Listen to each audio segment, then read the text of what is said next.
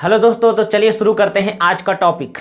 हमने पिछले वीडियो में पढ़ा कि गोलीय दर्पण में फोकस दूरी और वक्रता त्रिज्या के बीच क्या संबंध होता है और उसको प्रूफ कैसे किया जाता है। ठीक है, अर्थात R बराबर 2F या F बराबर R/2 को हमने सिद्ध करना सीखा।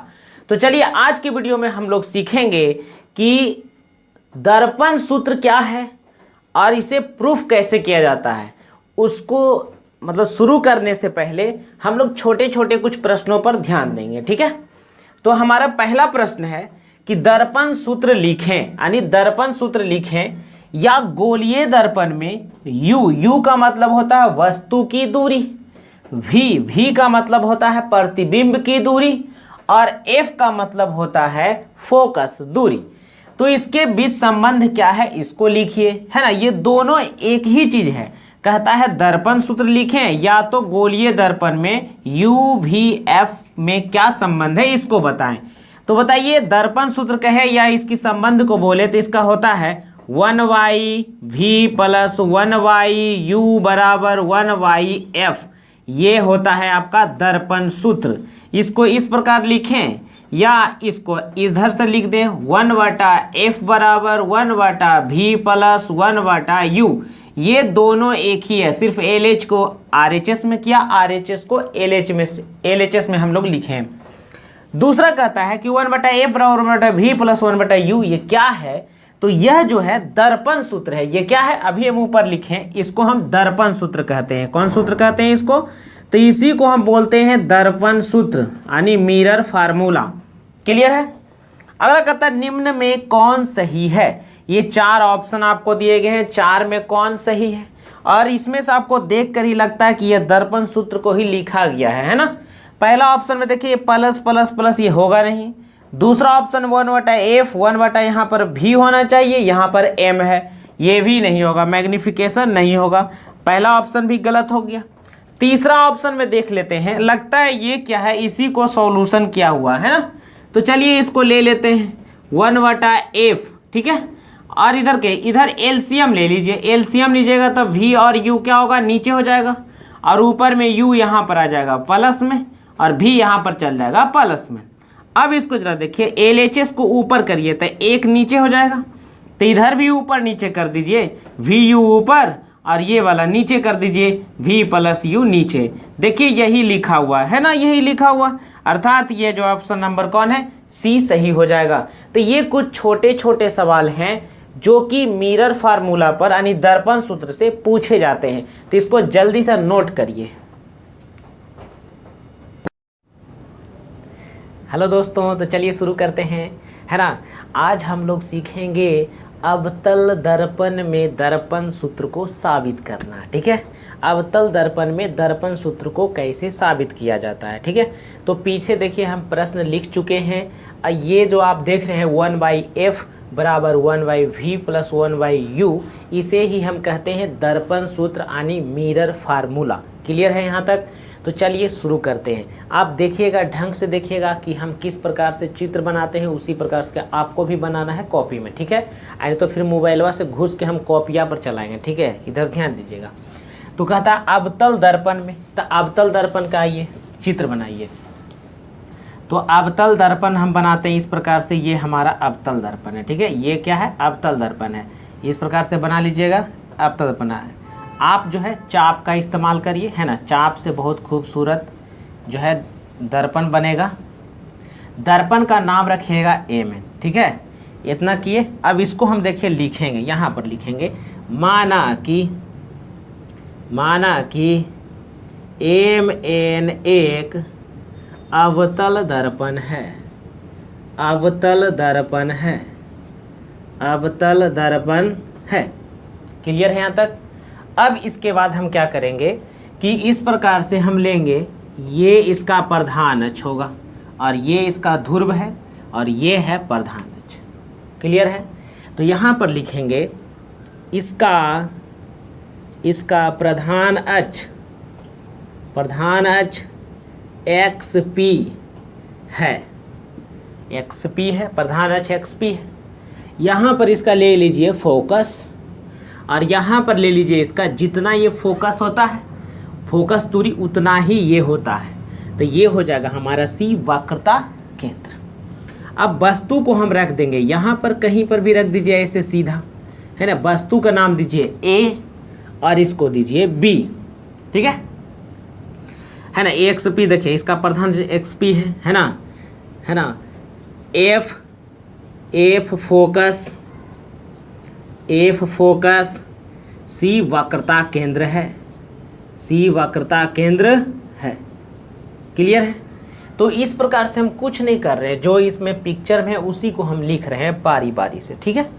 अब यहाँ पर क्या है कि वस्तु से ये समानांतर आपतित किरण होगा, ठीक है। ये किरण जो है पैरेलल इस प्रकार से जाएगा, ठीक है। तो पैरेलल जाएगा तो आपको पता है कि कटेगा फोकस पर, कटेगा कहाँ जी, तो पैरेलल जाता था कटता है फोकस पर, ये तो बात आप पहले जानते हैं।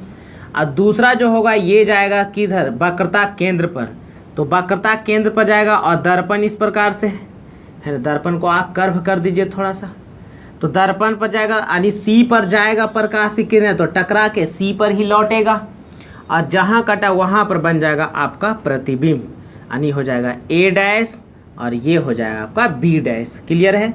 ये परपेंडिकुलर की तरह होता है, ठीक है ना।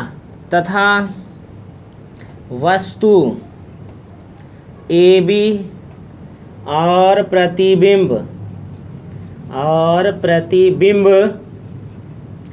ए डैश बी डैश है। इसमें और भी चीज देखिए क्या है, इसमें क्या है जी, तो इसमें आप देख रहिए ध्यान से, एफ है फोकस दूरी, तो फोकस दूरी कहाँ से कहाँ होगा, तो फोकस बिंदु और ध्रुव के बीच की दूरी को फोकस दूरी कहते हैं, इसे कहते हैं। तो यहाँ पर हम लिखे इसमें और भी है फोकस दूरी। पहला ले लीजिए फोकस दूरी, फोकस दूरी को हम लोग क्या कह रहे हैं, देखिए एफ पी, तो यहाँ पर भर देंगे एफ पी। अब जरा सोचिए, आपको जानते हैं चिन्ह परिपाटी, हमारा पिछला वीडियो आप पढ़े होंगे तो उसमें दिया होगा कि जैसे ही यहाँ पर जो होता है ये प्रधान अक्ष पर, देखिए ये कोऑर्डिनेट ज्योमेट्री पढ़े होंगे तो इधर होता है नेगेटिव, ये सारा नेगेटिव अक्ष है। ये कौन अक्ष है, नेगेटिव अक्ष है। इस अक्ष के इधर जो भी रहेगा इस अक्ष पर वो सारे नेगेटिव होते हैं दूरियां। तो यहाँ पर देखिए P से F ये LHS की ओर है, तो ये -F हो जाएगा। क्या हो जाएगा, -F। फोकस दूरी को सूचित करेंगे -F से। क्लियर।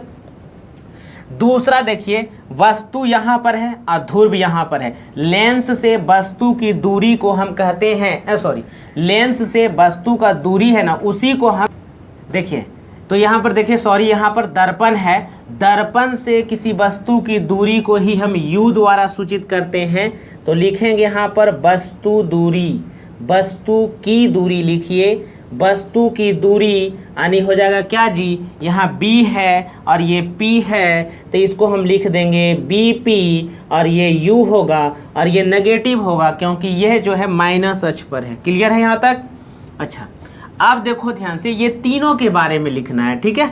यहाँ पर हम F और U, तब V बचा है मेरे पास, तो V होता है प्रतिबिंब की दूरी, प्रतिबिंब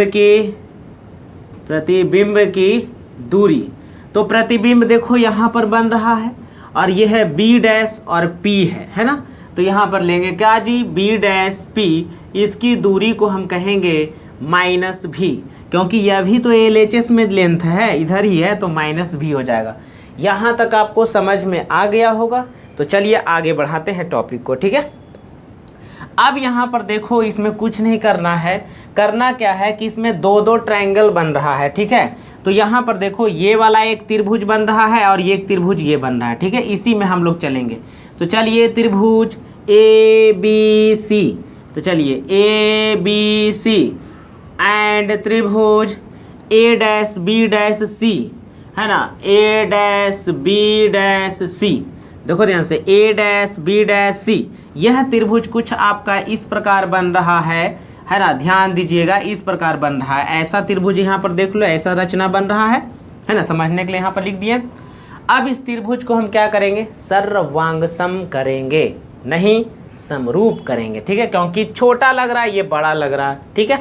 तो यहाँ पर देखो क्या करना है, यहाँ पर आ जाओ, ये देखो कोण A किसको मानो, और इसे मान दो कोण 2। तो बोलिए कोण 1 और कोण 2 आपस में बराबर हो जाएगा। कोण 1 बराबर कोण 2। प्रत्येक कोण 90 डिग्री है। कितना डिग्री है? प्रत्येक कोण 90 डिग्री है, इसीलिए कोण बराबर होंगे। अच्छा दूसरा देखो, ये वाला एंगल और ये वाला एंगल, इसको मानो 3 और इसको मान लो 4, यानी हो जाएगा कोण 3 बराबर कोण 4, है ना। जब दो रेखा एक दूसरे को उभयनिष्ठ बिंदु पर प्रतिच्छेद करे तो कोण एक इधर एक उधर, इसे हम कहते हैं शीर्षाभिमुख कोण। कौन कौन कहेंगे? शीर्षाभिमुख कोण कहेंगे, या शीर्षाभिमुख कोण से आपस में बराबर है। शीर्षाभिमुख कोण से ये क्या है? बराबर है। अब बताइए ना, जिस त्रिभुज की दो एंगल बराबर है, तीसरा एंगल अपने आप क्या होगा? बराबर होगा। समझ रहे हैं कि नहीं? बूझ रहे हैं? समझ में आ रहा है कि नहीं आ रहा है? हाँ समझल कर हूँ इधर। तो देखिए ध्यान से, तो दो एंगल बराबर, तो दोनों त्रिभुज का तीसरा एंगल अपने आप बराबर, तो हम कह सकते हैं त्रिभुज ए बी सी और है ना समरूप हो जाएगा त्रिभुज ए डैश बी डैश सी। किससे जी? तो एंगल एंगल समरूपता से, यानी ये सिमिलर है। ये त्रिभुज कैसा है? सिमिलर हो चुका है ना, एंगल एंगल समरूपता से। क्लियर है? उसकी कसौटी से ये अब जानते हैं समरूप त्रिभुज का भुजा जो होता है वह अनुपातिक होता है। कैसा होता है? वह रेशियो में बराबर होता है। समरूप त्रिभुज की जो भुजाएं होती है वह रेशियो में बराबर होती है।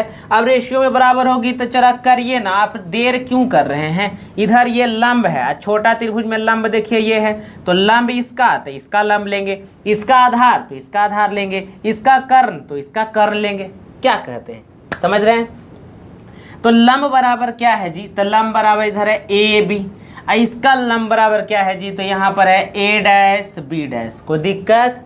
नहीं दिक्कत। अब इधर देखिए, आधार इसका क्या है जी? तो इधर है आधार है बी सी। तो अच्छा इसका आधार क्या है जी? तो B dash C, B dash C, B dash C. कोई प्रॉब्लम है? नहीं है। अब यहाँ पर आइए थोड़ा सा इसको तोड़ देते हैं, जरा सा तोड़ मरोड़ दीजिएगा तो बड़ी मजा आ जाएगा। आइए ए बी है, तो ये ए बी इधर तो कुछ टूटेगा ही नहीं, ये ए डैश बी डैश है, रहने दीजिए। अब देखिए बी सी को हम क्या लिखेंगे? बी सी है जी, तो इतना दूर को हम बी सी करें, इस दूरी को हम बी सी कह रहे हैं। तो यदि हम क्या करते हैं कि बी पी में, ध्यान दीजिएगा, यदि बी पी में हम सी पी को माइनस कर देंगे तो हमारा बी सी बच जाएगा। ध्यान से सुनिए क्या करें, बीपी में सीपी को घटा देंगे, सीपी को घटा देंगे तो ये वाला दूरी हमारा बचेगा। तो यहाँ पर लिख देंगे बीपी में यदि हम सीपी को घटा दिए हैं तो हमारा ये बीसी है। क्या है? यह बीसी है। कोई दिक्कत नहीं होना चाहिए, समझे कि नहीं? अच्छा दूसरा चीज, अब यहाँ पर बी डैश सी है, देखो ध्यान से, बी डैश सी ये वाला, तो सी और पी लीजिए, सी और पी, सी पी में बी डैश पी को माइनस करिए, इतना दूर घटा देंगे तो यही वाला भाग बचेगा ना, तो नीचे हो जाएगा C P minus B dash P, B dash P, B dash P, यानी सी पी में हम बी डैश पी को माइनस कर देंगे तो हमारे पास ये दूरी बच जाएगा। कोई तरह का प्रॉब्लम कमेंट में जरूर लिखिएगा। समझ में आ रहा है तो कमेंट और लाइक जरूर करें, समझे? अब यहाँ पर देखिए ये हमारा इक्वेशन बन गया फर्स्ट, ये हमारा इक्वेशन बन गया फर्स्ट। तो फिर देर क्यों कर रहे हैं? जल्दी लिखिए, जल्दी। तो चलिए अब चलते हैं, टॉपिक चेंज करते हैं, ठीक है? ये समीकरण 1 है, आप लिख लिए होंगे, हम यहाँ रहने दिए हैं ताकि इसका हम उपयोग करें, समझे कि नहीं? अब आइए देखिए, अब आते हैं एक और त्रिभुज बन रहा है। देखिए यहाँ पर हमको रचना करना पड़ेगा, यहाँ पर नाम डी दे दीजिएगा, ठीक है? और इसको ऐसे ऐसे करके इसको डॉट डॉट करके यहाँ पर क्यू बिंदु ले लीजिएगा, ठीक है? रचना हम करते हैं, ठीक है? यहाँ पर थोड़ा सा यहाँ पर दिखा दिए, रचना करिएगा, ठीक है? रचना करिएगा क्या जी? तो रचना में लिखिएगा डी जो है, डी से नीचे परपेंडिकुलर खींचा है ना, यानी होगा D Q perpendicular F P, है ना? एफ पी जो है ना परपेंडिकुलर खींच दिए, ठीक है? ऐसे ही लिखना कोई ज़रूरी नहीं है, फिर भी थोड़ा सा लिख दीजिए, आप जो कर रहे हैं उसको तो लिखना ही पड़ेगा। तो परपेंडिकुलर यहाँ पर ये मान लेते हैं, ये परपेंडिकुलर है। अब ध्यान दीजिए, 1 2 3 4 मान चुके हैं, इसको मान लीजिए आप 5, और इसको मान लीजिए 6। अवरी त्रिभुज देखिएगा ये वाला जिसमें हम बिंदु डाले हैं जो, और ये ट्रायंगल, ये दोनों ट्रायंगल देखिए इस प्रकार का ट्रायंगल बन रहा है। गौर से आप लोग देख ही नहीं रहे हैं। आप फिल्म देखे कहो ने तो दिन भर आँखिया ने झुकेगा ये सब का, ऐसे देखे करे तो देख नहीं रहा। देखिए इधर आप लोग देख नहीं रहे हैं। आइए देखिए, देखिए फिल्म चल रहा है, यह देखिए ई है आपका 5 और इसको हम 6 बोले हैं। इस प्रकार का ट्रायंगल बन रहा है। तो बोलिए कौन 5 और कौन 6 क्या है? बराबर। अच्छा ये वाला देखिए, ये बोलिए 7 और ये इसको बोलिए 8। 7 और 8 क्या है आपस में? बराबर। तो चलिए ना देखिए ध्यान से लिखते हैं। त्रिभुज है ना, देखिए ध्यान से DQF, त्रिभुज DQF एंड त्रिभुज है ना A', B', में है ना, A', में। बताइए जी, पहले तो हम लिखें कोण 5 बराबर कोण 6, ये 90 डिग्री से बराबर है। और दूसरा हमने लिखा कोण 7 बराबर कोण 8, बिल्कुल उसी त्रिभुज की तरह शीर्षाभिमुख कोण से आपस में कौन सी है? शीर्षाभिमुख कोण से आपस में बराबर है। अब बोलिए ना, जब किसी दो त्रिभुज की दो कोण आपस में बराबर तो तीसरा एंगल अपने आप बराबर, यानी हम कह सकते हैं त्रिभुज DQF समरूप त्रिभुज A', है ना, समरूप होता है। असमरूप त्रिभुज का भुजा होता है क्या? अनुपातिक। कौची? अनुपातिक। तो समरूप त्रिभुज की भुजाएं अनुपातिक होती है। तो यहाँ पर देखिए, अब हम इधर चलेंगे। आप समझ गए होंगे, यहाँ तक क्लियर है? कमेंट छूटना नहीं चाहिए। अब यहाँ पर देखिए ध्यान से, क्या करेंगे, इधर हम ले लेंगे भुजाएं अनुपातिक करते हैं। तो पहले बड़ा वाला हम चलिए, बड़ा त्रिभुज में हम लेते हैं DQ। कौन Q? लंब है इसका DQ। इसका लंब जो है वो है DQ और इसका लंब है क्या जी? A', बराबर। इसमें आधार है FQ। कौन Q? FQ। और इसमें आधार आपका क्या है? B', क्लियर है? अब यहाँ पर देखिए ध्यान से, यहाँ पर ध्यान देने योग्य बात है कि ये दोनों रेखा पैरेलल है। प्रधान अक्ष और आपतित किरण दोनों पैरेलल हैं, तो इनके बीच खींचे गए परपेंडिकुलर भी बराबर होंगे। तो ये DQ बराबर AB। तो यहाँ पर देखिए DQ के स्थान पर हम AB लिख देंगे और नीचे वाला तो A', रहने दीजिए।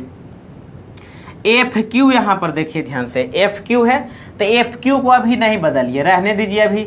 और नीचे लिखिएगा जी B', ये देखिए साइड में यहाँ पर आप लिख दीजिएगा कि DQ बराबर जो है AB है। DQ बराबर क्या है?